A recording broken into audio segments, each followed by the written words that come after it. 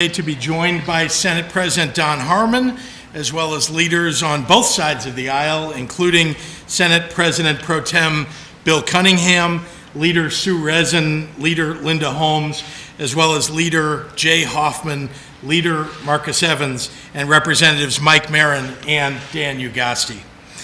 I'm proud to announce that negotiators have reached a historic agreement to eliminate the pandemic-induced UI trust fund debt, replenish the fund for the future, protect benefits for working families, and further fuel Illinois' strong economic trajectory.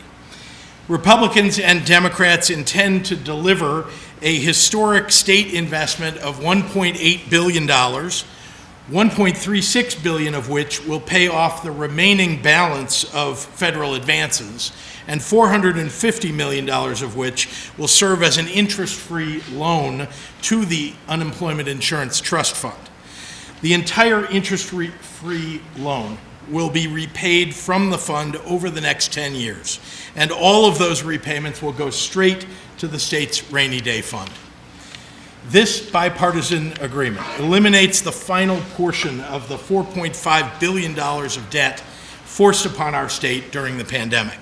It will save Illinois businesses hundreds of millions of dollars over the next decade, and it will save taxpayers $20 million in interest costs that would otherwise have been due next September.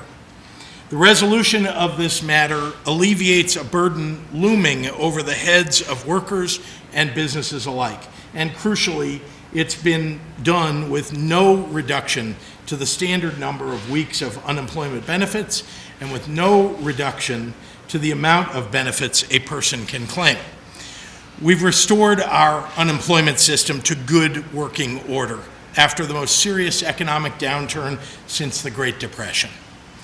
Just 3 weeks ago, we had an election in which it seemed like candidates from each party could agree on absolutely nothing. But one of the great things that Illinois has going for it is that when everyone commits to bipartisanship, on a good day, we can find common ground despite our differences. Today is one of those good days. Republicans and Democrats have come together to deliver for working families and for employers. I want to commend our business and labor partners, represented here today by President and CEO of the Illinois Retail Merchants Association, Rob Carr, and Pat Devaney on behalf of the AFL-CIO, for their perseverance and their leadership. And I want to thank Deputy Governor Andy Manar and IDES Director Kristen Richards and the rest of our team, along with our partners in the General Assembly. This is the strongest UI trust fund replenishment in memory, and it was achieved through the agreed bill process that for decades has been successful in getting big things done for the people of Illinois.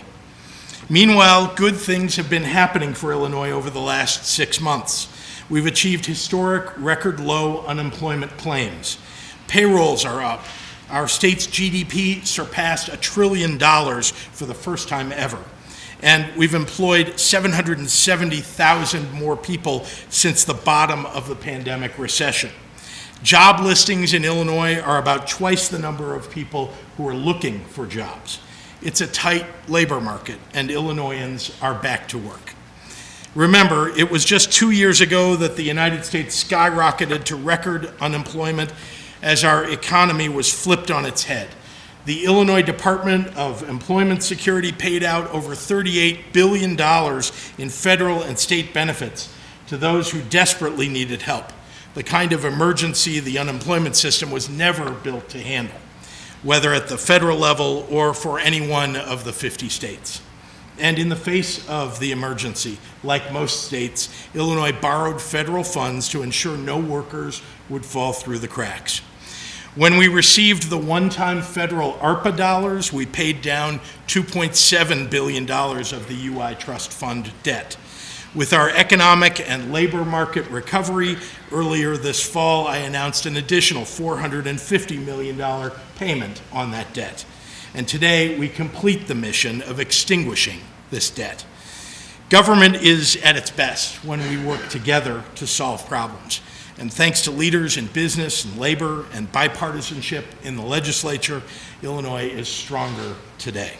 Thank you, and with that, I'd like to turn it over to Senate President Don Harmon.